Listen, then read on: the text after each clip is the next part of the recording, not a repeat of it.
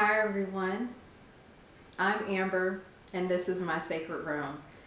Today I'd like to talk about fear and what fear can do to you, and in particular some experiences that I've had with fear, my own fear, and what that did for me. So we know that fear is a very strong emotion. What many people don't realize is that fear magnetizes things towards you. It's a very magnetic emotion. And when we think of emotions, there's really two. There's love and there's fear. Love-based emotions, fear-based emotions. So when we think of love, joy, happiness, feeling warm and fuzzy on the inside, right? All of the really good things that we like to think of, truth, all of those things fall underneath the banner of love.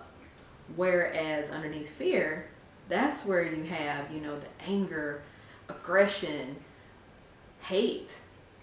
It falls underneath fear too.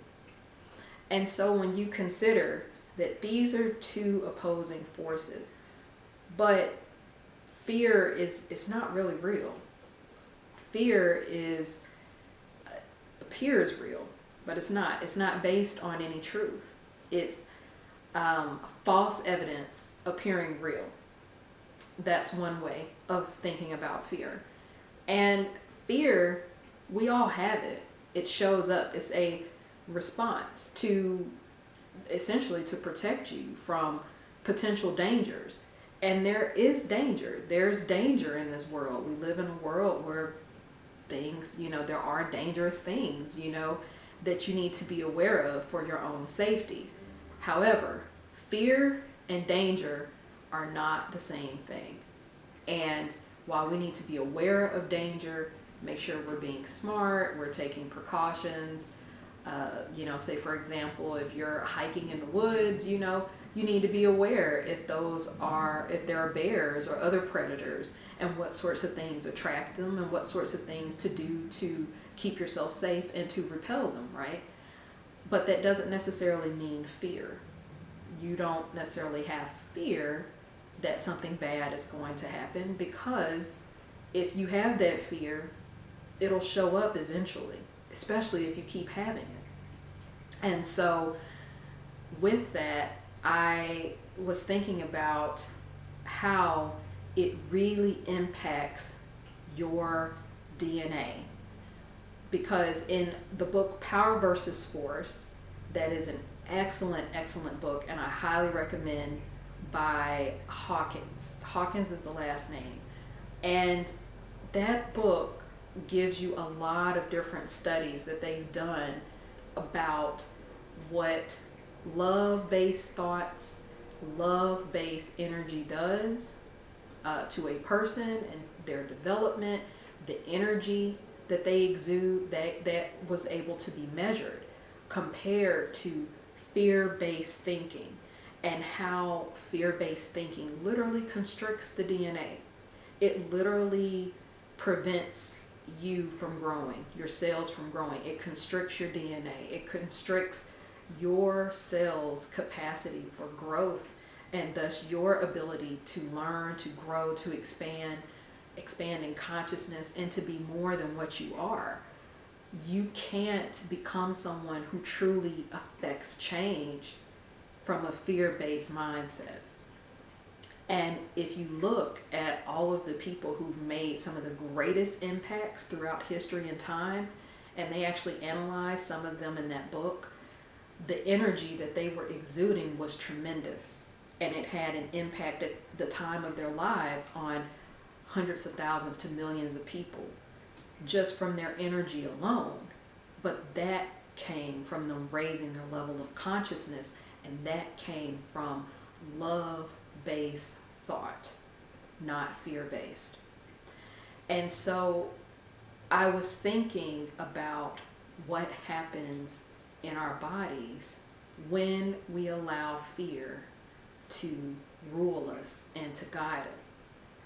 And so recently I've gotten back into learning how to swim and practicing how to swim. I can float on my back, but I want to learn more. I want to be able to actually, really swim. And so I've been practicing and using those muscles that you don't normally use, that you only use when you're swimming. And I recognized when I got into the water, I tensed up. And that was when I started to sink. And I thought about it and I said, how interesting is that? When I'm relaxed, or when you're relaxed, how much easier it is for you to float, right?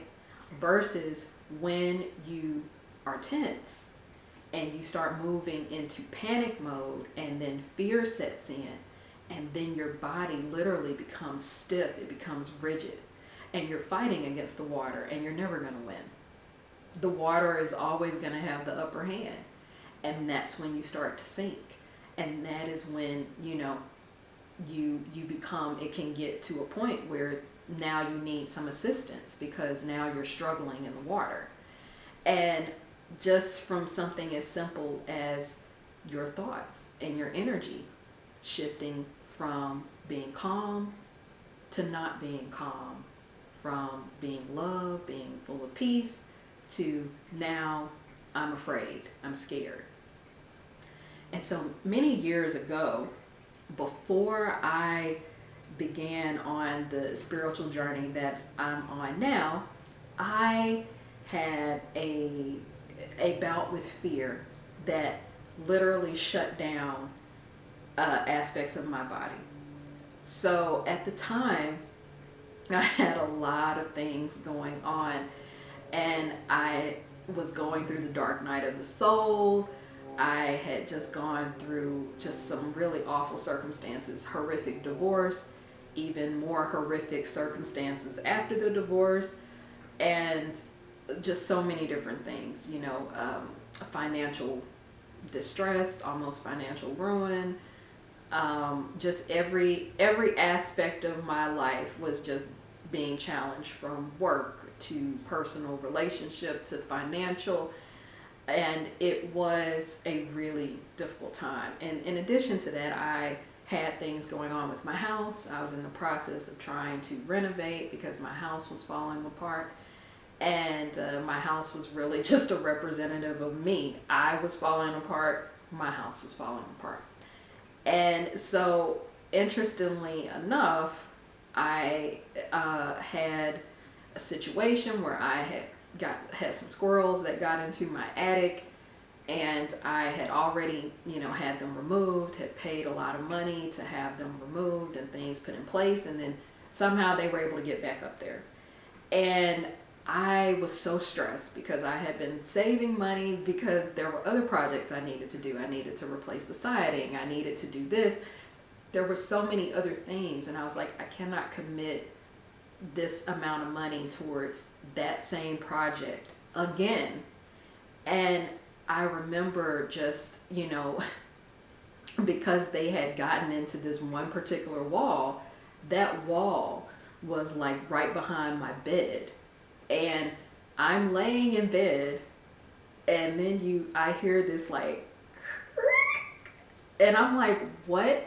And it was literally like right above my head, where it sounded like something just took like a fingernail and just went like that across the wall. And I was just in complete panic mode. Like, it felt like something out of a scary movie, And I was just like, what in the world? And so it was just, it was too much. It was just like, okay, I'm terrified. Like, oh my gosh, like, it's a squirrel, like, in the wall behind my bed. Like, what in the world? Is it even a squirrel? Is there something else? Like, is it, is it something else in there? Do I have bats now? Because I had that issue one time before as well. So I was just freaking out. And so what happened to me is that all this fear, I started the spiral. So I had this one thought, like, oh, well, if I have to pay for this, I'm not going to be able to pay for this. And that thought, I let it run on. And it just kept building and it kept building. And so I'm thinking of all these things that did not even actually come to pass, about how, you know, I was going to lose this, I was going to lose that, I wasn't going to have this. I thought of every possible like negative, awful thing, all these fear-based thoughts. What happened is that it was so strong and so intense that I started having issues eating and digesting my food. And next, that led to me not being able to use the bathroom and have a bowel movement. This lasted for days. It got really serious. It got really serious. I could not have a bowel movement, and I was getting sicker and sicker. And I was taking the medications. I was doing all the things that was medically recommended to me at the time. Nothing was working. And so something clicked, and I said, okay, there's something else here. I don't know what to do. I've done everything that's recommended, and it's not getting better. And so I remember I was doing like a Google search and everything, and I found out about chakras. And I started looking into that, and I said, okay. And I came to understand that I had blocked, my lower chakras were out of balance, but it was my solar plexus. And so I said, okay, this is what I'm gonna do. So I read up a little bit more on it, and then I remember I bought a candle, and I sat there and I started trying to meditate and focus on that particular area. And I remember I said some affirmations, and I wrote some things down, I journaled. And then I said, okay, I am going to sleep in my room, because up until that time, I wasn't sleeping in my room. I was sleeping in either my son's room or the guest room. It was another, because I was just like terrified because I had heard that squirrel or whatever. I was freaking out. So I wasn't even sleeping in my room. I was like, no, I'm not doing that. And so I said, okay, we're going to sleep in this bed, and I am going to have the best night's sleep ever. I said those things. So after doing all of that, I went to bed and I slept beautifully. I slept beautifully. And there was still a squirrel running around, but I slept. I slept beautifully. I said, you know what? I'm not afraid of you. I'm going to sleep in my bed. And I did. And guess what happened the next day? I was able to eat and use the restroom normally. Did not have another issue. And it was interesting because during my pregnancy with my son, I had a lot of complications, but that was not one of the complications that I had. I had never had anything like that happen to me before, where I could not go to the restroom. That had never happened to me in my entire life. And that's how I knew it was something. It was something else. And so at that particular time, I was still learning and trying to understand spiritual concepts, but I did understand there's something else going on here. And so because of that experience, that's how I was introduced to chakras. And then I also became introduced to meditation and setting intentions, and got back into journaling. I had always journaled, but didn't even realize how powerful and effective that was for working through issues and things that may be on your mind, as well as for manifesting. So all of those things I learned, and began to learn even more and about other things. So it was positive because it was a learning experience, but it was interesting to see how my body literally started to shut down because of fear. My bodily functions could not function because of fear. I had so constricted my own cells, my own DNA, that they couldn't perform the jobs that they're meant to perform because of me. because of my own fear. And that's what fear does. Fear prevents you from being all of you and from experiencing life. Think about how many things that you would try or allow yourself to experience if you weren't so afraid. What would you do? What would you do today if fear wasn't holding you back? Because the interesting thing about fear is that most of those things, they never come true anyways. They don't come true. And if they do come true, it's because you thought about it for so long, you helped to bring it about and you helped to manifest it, because fear, it does magnetize things towards you if you're thinking about it long enough and feeling it long enough. But generally speaking, most of the things that you would even worry about, they don't even necessarily come to pass. So you're worrying about things that haven't actually happened. You don't have any evidence that it's necessarily going to happen. But there you are worrying, and worry is fear. And so I would just encourage you to think about your thoughts. Think about, are they love-based or are they fear-based? Because love-based is going to help you expand. It's going to help you to expand your consciousness and be a better version of you. But fear-based thoughts, they're only going to constrict you. It's just like you being in a pool. It's not going to help you float. If anything, it's going to make you become heavier in the water. It's going to tighten up your muscles, and it's going to make it very difficult where you're fighting against the water as opposed to going with the flow. Think about those things that fear has stopped you from doing, and allow yourself to say, this is not real. Danger does exist. Yes, there can be complications and problems, and you can try and plan for those. However, fear is just something that truly we create as a barrier to our own success, our own happiness, our own joy. So allow yourself today to recognize when you have a thought, if it's not a love-based thought, and if it's a fear-based one, nip it in the bud. Say it out loud. Just say, stop. I do that sometimes. I'll just say, stop, Amber, stop. I just nip it. Because if you allow it to keep going, it'll just continue to gain momentum. And the next thing you know, like 20 minutes later, you've thought of all these negative scenarios that don't exist or wouldn't have existed until you thought about it.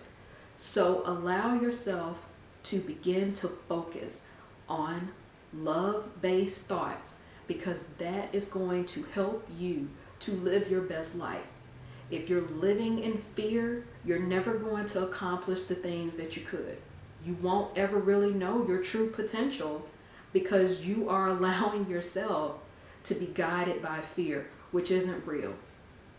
There's only one thing that will last the test of time, and that's love.